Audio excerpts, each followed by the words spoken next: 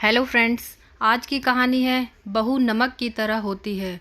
सोही गांव की रहने वाली रानी सूरत के एक बड़े व्यापारी का बेटा सूरज के साथ उसका विवाह हुआ। नए घर में बड़े ही आदर सम्मान के साथ रानी ने गृह प्रवेश किया। शादी के 2-3 साल काफ़ी मज़े और खुशी के साथ निकल गए और जैसे जैसे दिन बीतता गया रानी अपनी जिम्मेदारियों के बोझ तले दबती चली गई। रानी की सास भी रानी से काफ़ी खुश थी कि बहू अपना घर और संसार सब कुछ अच्छी तरह से संभालने लगी है। गर्मी की छुट्टियां पड़ गईं। रानी अपने मायके जाने की बात अपनी सास से बोली, मम्मी 2 साल मैं मायके नहीं जा पाई, क्या मैं थोड़े दिन जाकर आऊँ? सास ने जवाब दिया, देखो रानी, अगले साल चले जाना। रानी यह सुनकर काफ़ी नाराज़ और दुखी होकर सोचने लगी कि जब कंचन दीदी हर 3 महीने पर घर आती हैं तो मम्मी काफ़ी खुश होती हैं और कहती हैं कि कितने दिन बाद आई हो, और मुझे 2 साल हो गए, मेरे बारे में कोई कुछ सोचता ही नहीं। मेरी खुशी किसी के लिए कोई मायने ही नहीं रखती।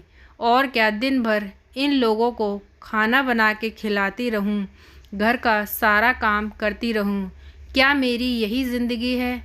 और रानी कमरे में आंसू की धारा समेटे दाखिल हुई। शाम को कंचन दीदी आने वाली हैं, देखना मम्मी कितनी खुश होती हैं। खाने के अलग अलग फरमाइशों की लड़ी लगती रहेगी कि कभी कंचन दीदी के लिए समोसा बना दो, कभी पालक पनीर, तो कभी बिरयानी। मैं इतना क्यों सोच रही हूँ, करना तो मुझे ही बनाना है, तो चलो किचन में अभी से तैयारी में लग जाऊं। यह सोच ही रही थी कि तभी सास ने आवाज़ दी, रानी जल्दी नीचे आओ, देखो कंचन आई है। रानी अपने चेहरे पर मुस्कान लिए अपने दुख को अंदर एक कोने में दबाए अपनी ननद का स्वागत करती है। कैसी हो भाभी? कंचन रानी से बोली, अच्छी हूँ दीदी। और घर में सब कैसे हैं? अच्छे हैं। अच्छा, हमारे जीजा जी कैसे हैं? कंचन शर्माते हुए कहती है, वह भी भाभी अच्छे हैं। अच्छा दीदी, आप बैठो, मैं नाश्ता बनाकर लाती हूँ। नहीं नहीं भाभी, कुछ मत बनाओ, मैं अभी घर से नाश्ता करके आई हूँ। और भाभी केवल 2-3 घंटे ही रहूँगी, क्योंकि सास की तबीयत ठीक नहीं है। आपके जीजा जी उन्हें लखनऊ दिखाने गए हैं। तो वो बोले, तुम अकेली यहाँ क्या करोगी? एक काम करो, तुम अपने मायके जाकर सबसे मिलकर चली आओ। सो मैं आ गई, मुस्कुराते हुए कंचन ने जवाब दिया, अच्छा दीदी, रुको मैं खाना बना देती हूँ, आप खा भी लीजिएगा और जीजाजी और आपके सास के लिए खाना भी बांध कर दे दूँगी। अरे भाभी, मेरे साथ बैठो, बातें करो, शाम तक मैं चली जाऊंगी, खाना तो बनता ही रहेगा। तभी रानी की सास ने रानी से कहा, तुम एक काम करो, कंचन के साथ बैठो, बातें करो, मैं कुछ बनाती हूँ। जी नहीं मम्मी जी, मैं बनाती हूँ, आप दीदी से बातें कीजिए। तभी कंचन ने कहा, कोई बात नहीं, आप खाना बनाओ, मैं आपसे बातें करूँगी, थोड़ी मदद भी हो जाएगी, ये ठीक रहेगा, क्यों माँ? रानी की सास बोली, ये भी सही है। रानी और कंचन किचन में प्रवेश करती हैं और काफ़ी देर तक हंसी मजाक करते करते खाना भी तैयार हो जाता है। कंचन खाना खाने के बाद शाम को अपने घर चली जाती है। रसोई को समेट कर रात को अपने कमरे में रानी गई तो सूरज ने कहा कि रानी, तुम काफ़ी थक गई हो, आराम कर लो। हाँ, मुझे आराम कहाँ है, तुम्हारी माँ तो बस यही चाहती है कि मैं अपने मायके ना जाऊं। कंचन दीदी 1-2 घंटे के लिए आती हैं, लेकिन मिलकर तो जाती हैं, उसमें क्या, तुम भी चली जाओ।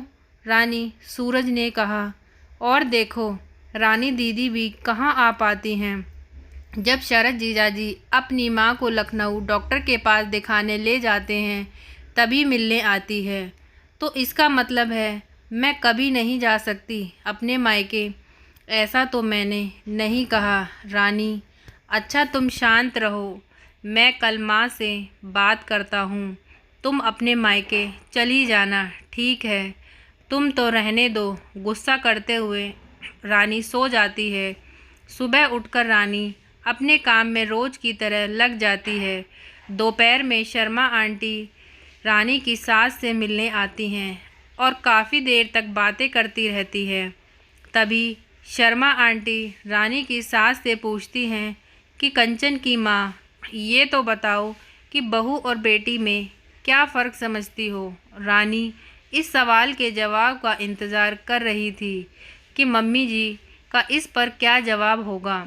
रानी की सास ने मुस्कुराते हुए बोली, बेटी कैसी भी हो पर वह मीठी होती है और बहू नमक की तरह नमकीन होती है। यह सुनते ही रानी निराश हो जाती है और दिल भी काफ़ी दुखी हो जाता है। शर्मा आंटी चली जाती हैं। काफ़ी देर तक रानी ये सोचती है कि मैंने मम्मी के साथ क्या बुरा किया है। मम्मी मेरे बारे में ऐसा क्यों सोचती हैं? और वह अब घर में निराश रहने लगती है। निराश रानी को देखकर एक दिन रानी की सास ने पूछा, रानी यहाँ आओ, तुमसे किसी ने कुछ कहा है क्या, या सूरज ने कुछ बोला है क्या? कुछ नहीं मम्मी जी। रानी की आवाज़ में दर्द था। रानी की सास ने अपने पास बिठाकर पूछा, नहीं तुम बताओ रानी क्या हुआ? रानी की आंखों में आंसू भर आए और रानी की सास को सारी बात बता दी कि कैसे शर्मा आंटी से आप बेटी और बहू में फ़र्क बता रही थी। ओह, तो यह सब सुनकर तुम नाराज़ हो गई, बस इतनी सी बात?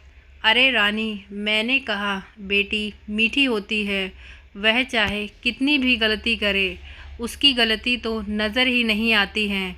वह गुड़ की तरह ही मुंह में घुल जाती है और खाने में अगर मीठा ना हो तो कोई फ़र्क नहीं पड़ता।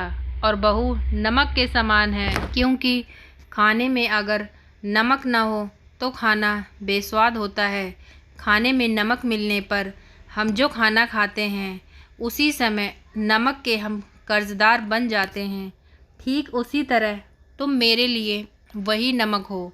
मैं अपने स्वार्थ के लिए तुम्हें कहीं नहीं जाने देती हूँ, क्योंकि तुम्हारे न रहने पर घर सूना सा लगता है। इस घर को संभालती हो, इसलिए हम तुम्हारे कर्जदार हैं। रानी सारी बात समझ जाती है और अपनी सास के गले लिपटकर रोने लगती है।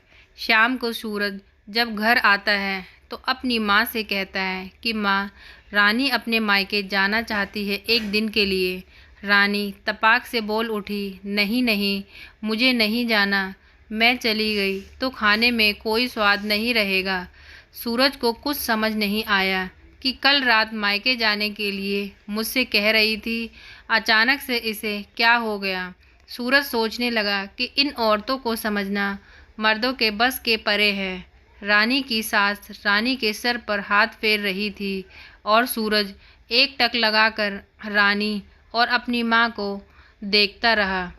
तो फ्रेंड्स, आज की ये कहानी आपको कैसी लगी प्लीज़ कमेंट करके बताएं और प्लीज़ वीडियो को लाइक करें, चैनल को सब्सक्राइब करें। Thank you.